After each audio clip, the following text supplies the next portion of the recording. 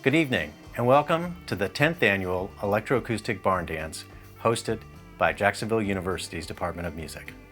I'm Mark Snyder, and I'm the Artistic Director and Founder. If you're currently watching me, you found one of our live streams, but I want to make sure that you can find your program for this concert. Take a moment to navigate to eabarndance.com, and in the menu, click on the link for the schedule. At the top of the schedule, you'll find links to both our YouTube and Facebook streaming channels, along with the Linda Berry Stein College of Fine Arts streaming channel, where you can watch all that we're offering this year with our Performing Arts series and our gallery events. When you get to the schedule, you'll notice that below those are concerts and after-hours orders. If you click on the concert title, that'll take you to the program, and if you click on the date, that'll take you to our Facebook live stream. The importance of the programs this year is a little bit more so than in normal years, because not only do you get the program notes and the biographical information and the credits for everything that we're presenting, but you also have a valuable link to everybody that's participating this year. So the composers, the performers, the visual artists, and also the people that help put it all together. If you're like me, one of the things that I miss most about being with people or having a conference or going to a festival is being able to interact with them, find out how they made what they made, sort of learn from them, or maybe even ask questions about something you read in their notes or their bio. You have to remember, if these folks are presenting at something called an electroacoustic barn dance, that means they're laid back and very approachable. And I'm sure all of them would love to hear from you. Once again, I want to thank you for sharing your time with us. And remember, even though we're virtual this year, there are some benefits, right? Like you can sink back into your favorite beanbag chair, grab your favorite drink, pop some popcorn, and you don't even have to silence your phone. Thanks again, and enjoy.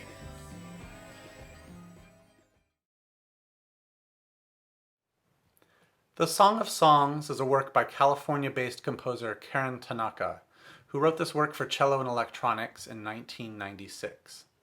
The title is a reference to the Song of Solomon from both the Christian and Hebrew Bibles, which is unique in both works in that it does not concern man's relationship to God, but rather love and sexual longing between a man and a woman.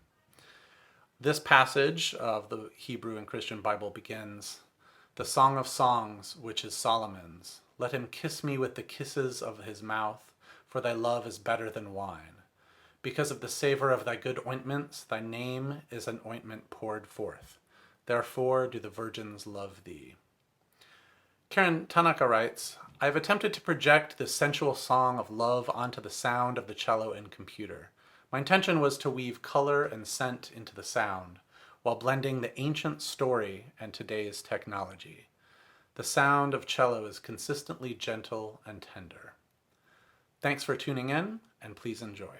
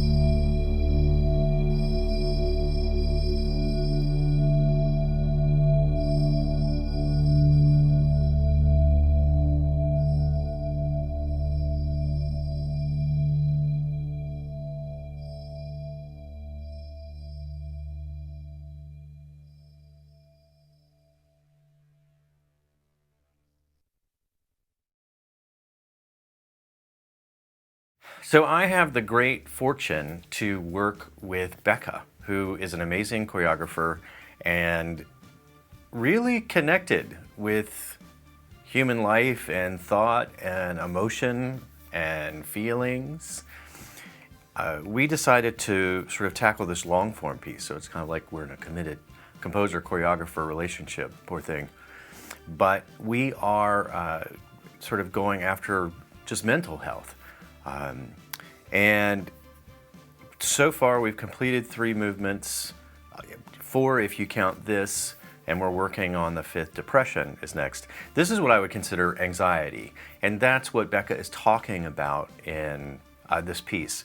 So this was just she and Brian and Tiffany each came over at different times to talk to me about the particular things that they were sort of going through with their own mental health. And so I've used those sort of, I've sort of pulled them apart and moved them around and made sort of a soundscape with them. But this was just so clear. And I just decided to sort of try like this little, parlor organ beat under it, and I loved it. We just sort of clipped out a little bit of something at the end to move around, but, and then Will, good Lord, like his, like those shots of the Florida Theater, and then the shots of downtown, like the top of downtown Jacksonville, and of course Becca's dancing is just amazing. So yeah, I don't want the series to ever end, and I think we've got at least a good year or 2 left. And of course, there's always new mental challenges to deal with and sort of write about to sort of hopefully heal.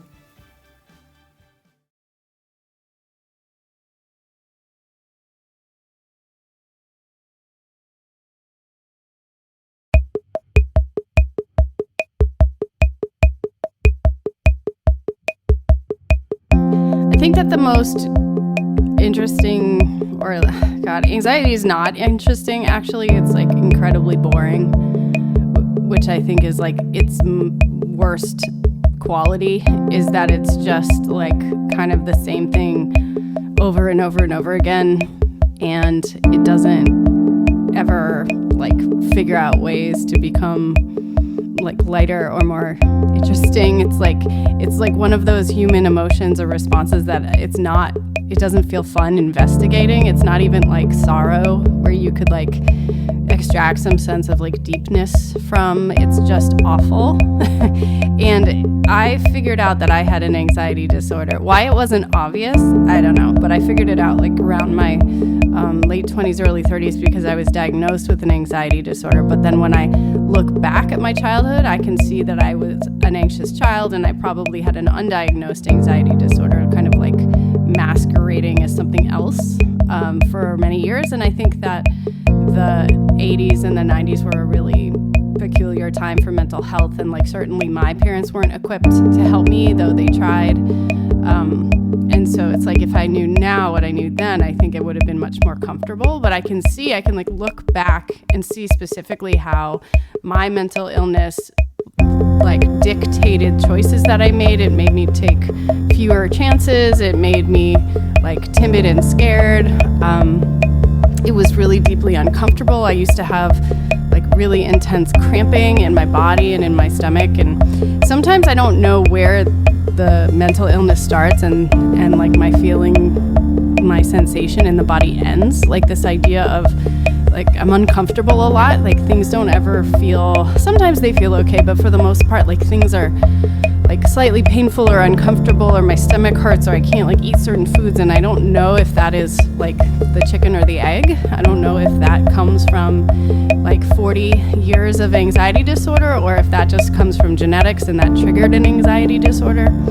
And so that's frustrating for me. I think also too that a therapist told me once that if you live too long with anxiety, it turns into depression because it feels so hopeless, even though I'm slightly depressed. I mean, I have moments of depression, but I'm overall not really a depressive. I more just have an anxiety disorder. But over time, it's so hard to kind of like wind yourself up to battle a mental illness every day that you just get really tired of it, and it kind of ekes its way into a depression, and that can like kind of over time become really crummy if if I don't stay on top of it.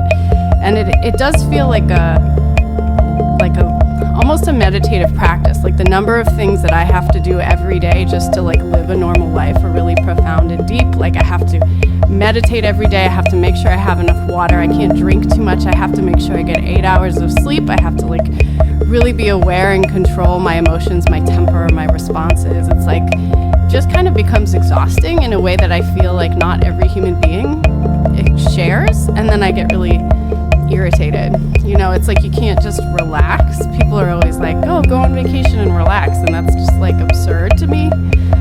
There is no like, oh, just shut off and relax. Like, no, there's not that. It's like living like a monk. You have to kind of do the same thing, eat the same food to make sure that the risks that you are taking are manageable, and then kind of like schedule the day so there's not too much downtime, because if there's too much downtime and my mind has the ability to drift, then it can like trigger a debilitating panic attack. Or if I like eat the wrong food and I get nauseous, then it can trigger a debilitating panic attack.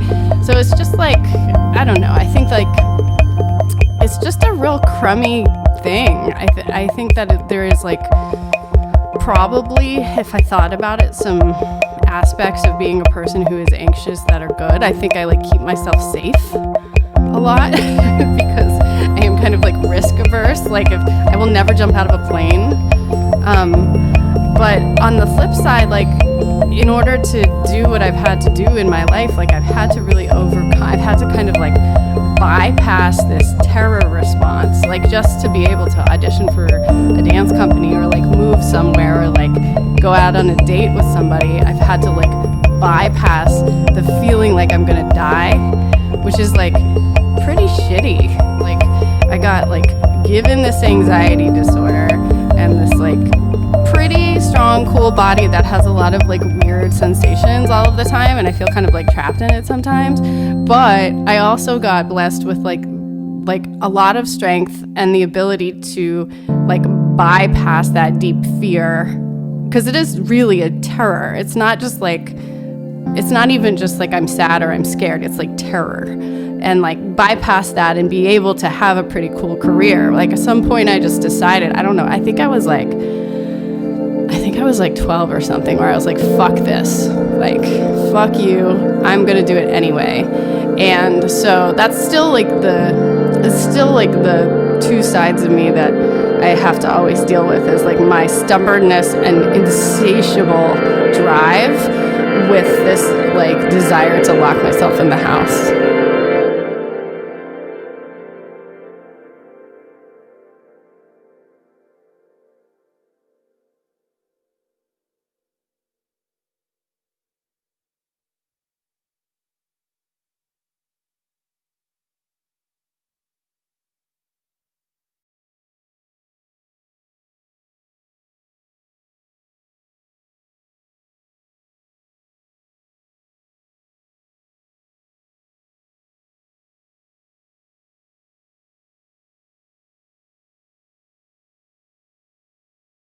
Hi, my name is Brittany J. Green, and I am a composer, creative, and educator based in North Carolina.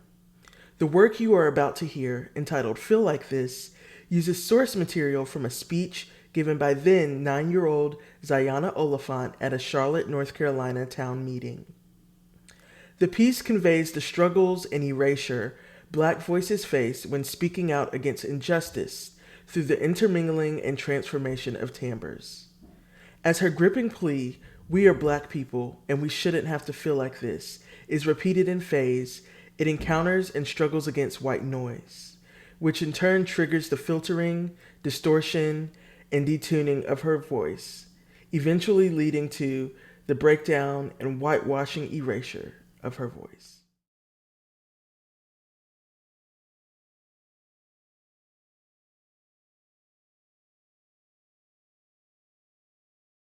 We are Black people and we shouldn't have to feel like this. We are Black people and we shouldn't have to feel like this. We are Black people and we shouldn't have to feel like this. We are Black people and we shouldn't have to feel like this. We are Black people and we shouldn't have to feel like this. We are Black people and we shouldn't have to feel like this. We are Black people and we shouldn't have to feel like this. We are Black people and we shouldn't have to feel like this.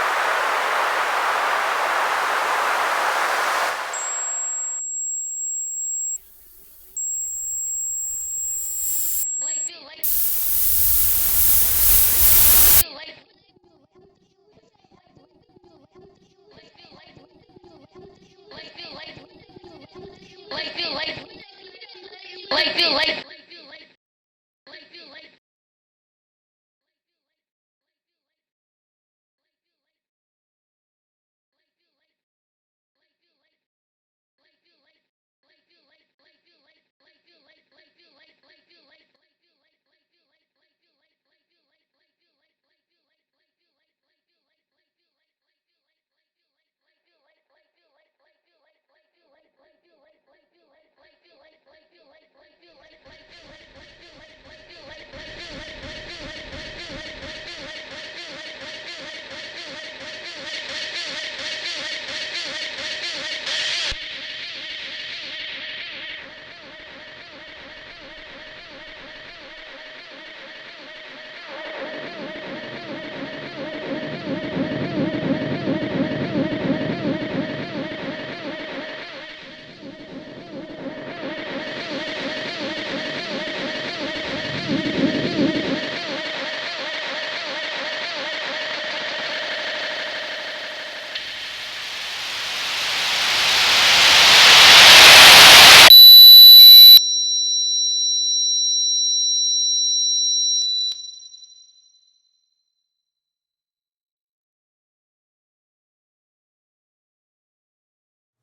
Hello and welcome, and thank you for tuning into this live stream of Jacksonville University's Electroacoustic Barn Dance.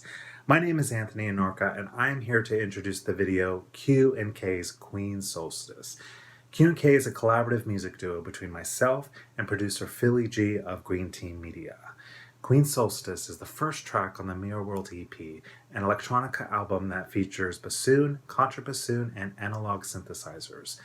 Depicting a fantasy world in which Queen Solstice has been torn into duality because of a mysterious cataclysm, she must venture into the mirror world through evanescent portals that only open during the solstice in order to release her children, the dragons of the seasons, so that the world may survive. The video is a collaboration with filmmaker Richard Kennedy, and I want to thank everyone who played their part and made this possible. Trinity Baker, Mike Neff, Jeffrey Burdian, Curtis Lyles, Christina Gillis, Tiffany Manning, Anna Kamiar, Salem Winter, and Gabrielle Prieto, with special thanks to paper engineer Katanos. So sit back, relax, and take the quest with Queen Solstice. The winter solstice has yet to come.